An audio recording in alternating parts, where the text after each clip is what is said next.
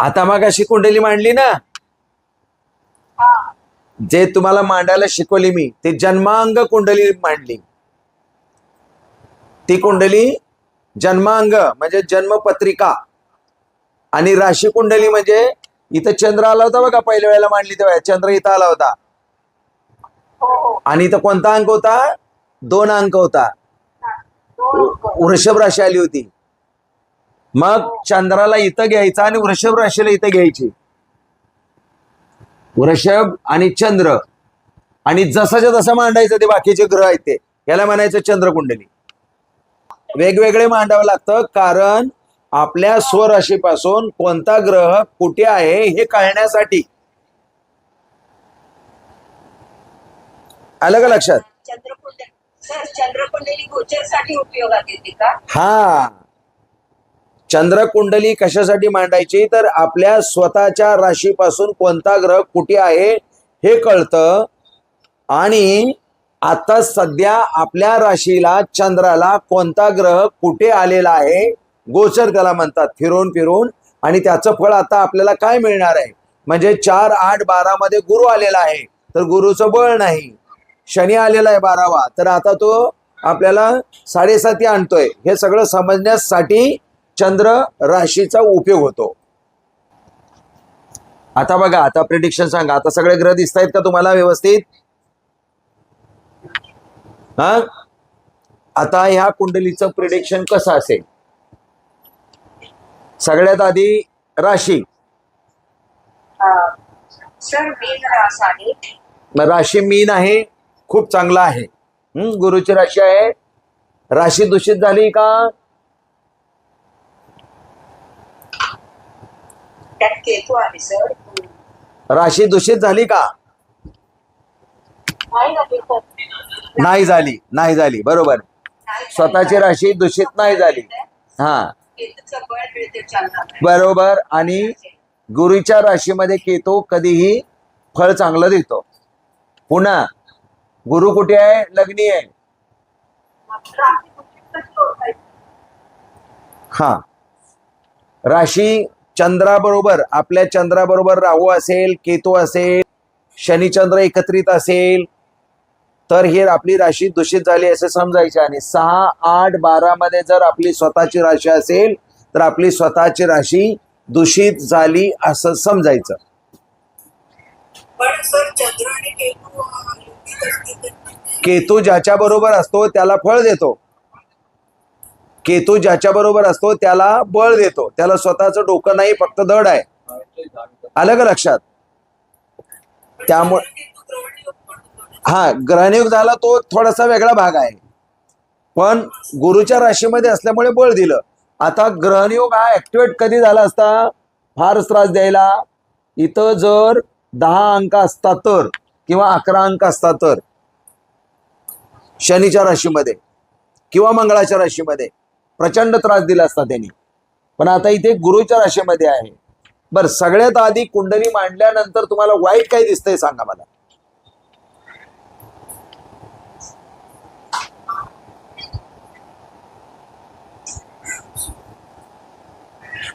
काय दिसतंय सांगा वाईट? सर कर्मस्थानामध्ये प्लुटो पण आहे. हा, प्लुटो स्फोटक दिसतोय. आणि नाही नाही, ते सोडू, आपण नंतर बघू. कर्मस्थान, चला एक एक स्थानाचं बोला. काय कुठे दिसतंय सांगा, दोष कुठे झालाय शोधा. ते कर्मस्थानामध्ये नाही, आता नंतर बोलू कर्मस्थानाचं. दोष सांगा, कारण पत्रिका मांडल्याबरोबर सगळ्यात आधी तुम्हाला मोठा प्रॉब्लेम पत्रिकेत दिसला पाहिजे पटकन. हा, सर 6, 8, 12 मध्ये शनी अष्टमात आले. बर, अष्टमात शनी आहे, तो एक दोष आहे. बरोबर आहे. अजून दुसरा दोष, सगळ्यात मोठा दोष? कर्मस्थानामध्ये प्लुटो आहे. नाही, तो गुरुमुळे जातोय योग. प्लुटोचा त्रास गुरुमुळे जातोय निघून. हा, आला आला आला, कोणतरी बोलला आता. हा, हर्षला आला. तुम्ही हर्षलावर आला म्हणजे बरोबर आलात. हा, बघा, मी तुम्हाला नियम सांगितले होते. 6, 8, 12चा संबंध ज्याच्या बरोबर येतो ते स्थान दूषित होतं. आता 6-8-12चा संबंध कोणाकोणाबरोबर आलाय आधी बघा. हा नियम आहे. हा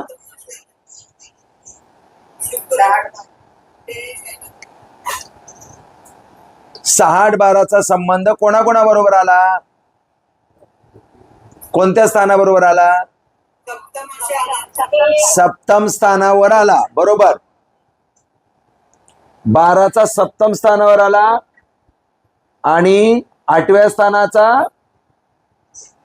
शनी कुठे गेला? शनी लिहिलंच नाही काय? हा नाही नाही नाही 8व्या स्थानाचा म्हणजे हे आहे ना, तीन राशी आहे ना, 3 राशीचा बुध 4थ्या स्थानात आला. बरोबर. म्हणजे स्वतःच्या सुखाचा नाश हा एक दोष निर्माण झाला.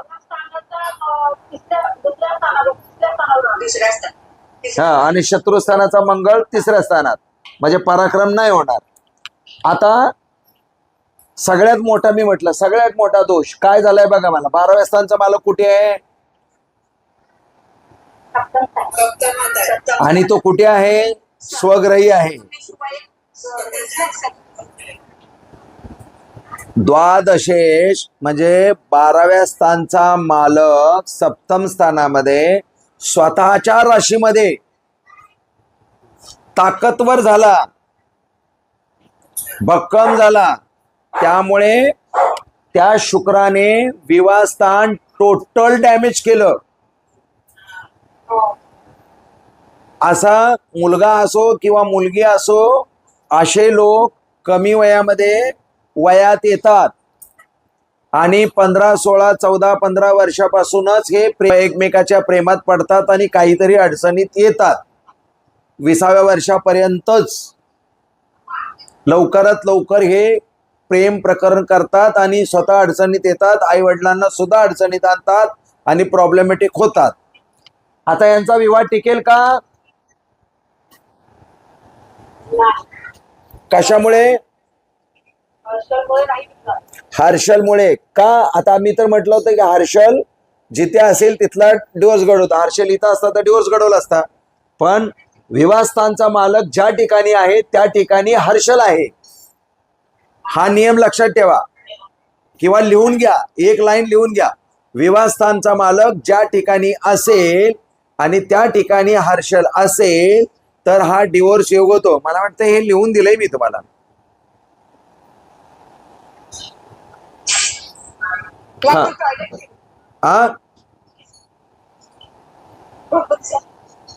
हॅलो.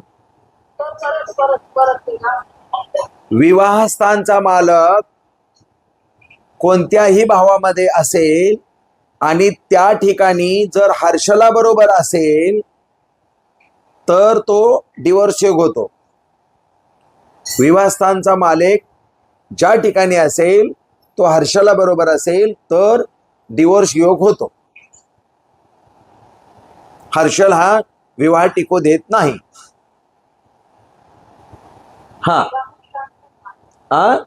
विवाहस्थानचा मालक हे विवाहस्थान आहे ना. विवाहस्थानचा मालक हा शुक्र ज्या ठिकाणी असेल. आता 7 द्वादशेश इथे आहे आणि इथला इथे एकमेकाशी कनेक्शन आहे ना. मी तुम्हाला स्टेटमेंट दिलं हे लिहून. ह्या कुंडलीशी बोलायचं झालं तर असं होईल स्टेटमेंट. 12व्या स्थानचा मालक विवाह स्थानात असेल तर डिवोर्स होतो आणि तो हर्षाला बरोबर असेल तर हमखास होतो. असं ह्या कुंडलीप्रमाणे बोलता येईल.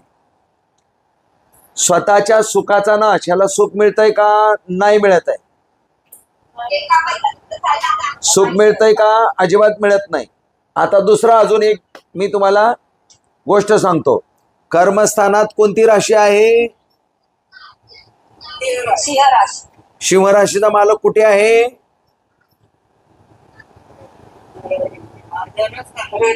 धनस्थानात. धनस्थान हे अजून कसलं स्थान आहे? कुटुंब स्थान आहे.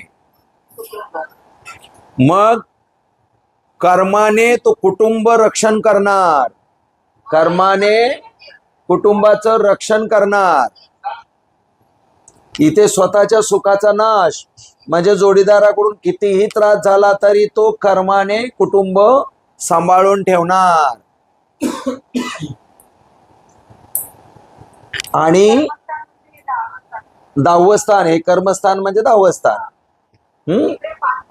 5 नंबर आहे आणि त्याचा मालक इथे कुटुंब स्थानामध्ये आहे. हेच धनस्थान पण आहे, हेच वाचस्थान पण आहे.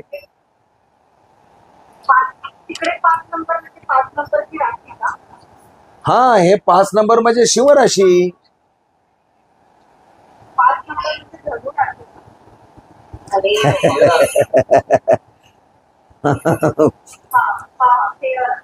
हा हा हा. तर नेहमी याला एकच नंबर बनायचे. 1 नंबर स्थान आहे, हे 2 नंबर आहे, 3 नंबर आहे, 4 नंबर आहे, 5 नंबर. पण तिथे कोणताही अंक असू शकतो. तर आता कुठल्याही ठिकाणी कोणताही अंक असू शकतो. कशामुळे? तर ते लग्न चार्ट मांडल्यामुळे तो तसा येतो. तर आता या व्यक्तीचा तुमच्या मते हे विवाह टिकला असेल का, एकत्रित असतील का, सांगा मला. नाही सर. हा,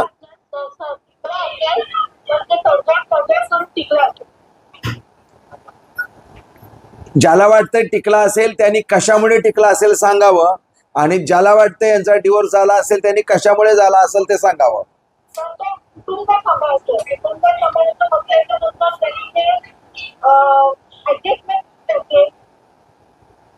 करेक्ट. आणि लग्नी कोण आहे? गुरु आहे. गुरु पंचम स्थानचा मालक आहे. गुरु लग्नी गुरु आहे. गुरुची दृष्टी 7व्या स्थानावरती असते, विवाह स्थानावरती असते. त्यामुळे गुरुची राशी सुद्धा कुटुंब स्थानात आहे. त्यामुळे कर्मस्थानचा मालक कुटुंब सांभाळतोय. त्यामुळे हे भांडतात, पण यांचा डिवोर्स झालेला नाही. आता अजून कोण असेल हा माणूस? काय असेल? ही ताईची पत्रिका आहे, पण ही ताईची पत्रिका आहे, पण हे काय करत असतील? आता उद्योगधंदा काय करत असतील? सेकंड राशीमध्ये रवी आहे. हा हा, सर हॉस्पिटल वगैरे इन्स्ट्रुमेंट असं काय आहे का? म्हणजे ते पण होतं का? नाही, सरकारी नोकरीचा याचा त्याचा संबंध आहे. हे नगरसेवक आहे, नगरसेवक. ही ताई नगरसेवक आहे. आता कशामुळे नगरसेवक झाले असेल सांगा? कर्मस्थानचा मालक शिव राशी बघा. रवी सिंह राशी राजाची आहे, कर्मस्थानात आली. आणि हा रवी गुरुच्या राशीमध्ये आला, त्यामुळे तो राजयोग झाला. कळलं का? तर हे राजयोगाची पत्रिका आहे आणि भांडणतंटा करून सुद्धा ते एकत्रित आहेत, सांभाळून घेत आहेत एकमेकाला. त्यांच्याही जोडीदाराची पत्रिका अशीच आहे, फक्त हा ह्याच्याशी कनेक्शन आहे, तर विवाहस्थानचा मालक मृत्यूस्थानाशी कनेक्शन आहे, असं झालेलं आहे. परंतु दोघांच्याही पत्रिकेमध्ये गुरु अतिशय स्ट्रॉंग असल्यामुळे यांचा डिवोर्स झालेला नाही. आहे त्रास आहे, टेन्शन आहे, फ्रस्ट्रेशन आहे, सगळं आहे. येतात जातात, सांगितलेलं ऐकतात, त्यामुळे त्यांचं टिकलेलं आहे. तर वाईटात वाईट काय असेल ते पण शोधायचं, चांगल्यात चांगलं काय असेल ते पण शोधायचं, दोघांचा ताळमेळ लावायचा. बर, आता तुम्हाला सांगतो, ह्या व्यक्तीचा जन्म भरणी नक्षत्रावरती झालेला आहे. मग भरणी नक्षत्र काय करतं? सांभाळून ठेवतं. आणि त्यांच्या जोडीदाराचा म्हणजे नवऱ्याचा कोणतं नक्षत्र आहे? तर रोहिणी नक्षत्र आहे. रोहिणी नक्षत्र काय? प्रीतीचं नक्षत्र आहे. अटॅचमेंट चांगली ठेवतं. तर नक्षत्राचा सुद्धा प्रभाव पडतो. केवळ ह्याच्यावरच अवलंबून राहायचं नाही. राशी, नक्षत्र, गण, वैश्य, तारा, हे सगळ्या गोष्टी लक्षात घेऊन कुंडलीचं हे 50% रिडिंग आणि ते 50% रिडिंग असं लक्षात ठेवायचं. सगळ्यांचा विचार करायचा. म्हणजे कुंडलीमध्ये लगेच आपल्याला डिवोर्स योग दिसला म्हणजे डायरेक्ट तुमचा डिवोर्स झाला असं होत नाही. त्याला प्रोटेक्शन कोण करतंय का लगेच बघायचं. आता जर बघा, जर फक्त एकटा गुरु, आता फक्त ह्या कुंडलीमध्ये वाट कशी लागली असते बघा. फक्त गुरु जर इथं असता ना, संपला, खेळच संपला. गुरु तिथे किंवा इथे खेळच संपला. आता सांगा, खेळच संपला, सगळंच गेलं, राजयोग पण गेला, ते निवडून पण आले नसते आणि सगळा नाशच झाला असता. सर गुरु म्हणजे कंट्रोल करणारच गुरु जर 6 आणि 12 मध्ये गेला तर काहीच होत म्हणजे बाधित ग्रहाबरोबर आहे त्याच्यामध्ये असू शकत. हा, मग शनीबरोबर गेले शनीसारखं वागे, तर काय चालत नाही ना. कारण गुरु जरी असला तरी कुटुंबस्थानचा मालक मृत्यूस्थानात आला, कुटुंबाचा मृत्यू म्हणजे डिवोर्स 100% घडला असता. ऑलरेडी त्याच्या पत्रिकेत डिवोर्स योग आहे. म्हणजे जर डिवोर्स योग असेल तर एका पत्रिकेवर आपल्याला सांगता येत नाही, त्याच्या जोडीदाराची पत्रिका मांडावी लागते. त्याच्या जोडीदाराच्या पत्रिकेमध्ये सुद्धा जर डिवोर्स योग असेल तरच डिवोर्स होतो. आणि जर समजा दोघांच्याही पत्रिकेमध्ये डिवोर्स योग आहे तर त्यांच्या मुलांची पत्रिका मांडावी लागते. आणि त्यांच्या मुलांच्या पत्रिकेमध्ये जर आई वडिलांना वेगळं वेगळं राहण्याचा जर योग असेल तरच डिवोर्स होईल, अन्यथा नाही होणार. आणि जर मुलांच्या पत्रिकेमध्ये आई वडिलांना एकत्रित टिकवून ठेवण्याचं सामर्थ्य असेल तर आई वडिलांचा डिवोर्स होत नाही. किती मोठं गणित आहे बघा, लक्षात ठेवा. असा सर्वांगीण अभ्यास करावा लागतो, तेव्हा कुठेतरी ते प्रिडिक्शन पटकन आपल्याला जुळतं. एकाच्या पत्रिकेवरून तो देताच येत नाही. लक्षात आलं का? पण तुम्हाला कुंडली कशी मांडायची कळली ना? हा, महत्वाचं होतं ते. हा, आता पुढच्या रविवारी मी तुम्हाला मुहूर्त कसे काढायचे, कोणता दिवस शुभ असतो अशुभ असतो कसा असतो ते सगळं शिकवणार आहे. कारण ह्या फंडामेंटल गोष्टी आहेत. आज राशी नक्षत्र करण योग तुम्हाला सांगितलं, कळलं ते, आता ते कळलं. पण आता अशुभ दिवस शुभ दिवस कसा असतो ते शिकवणार आहे.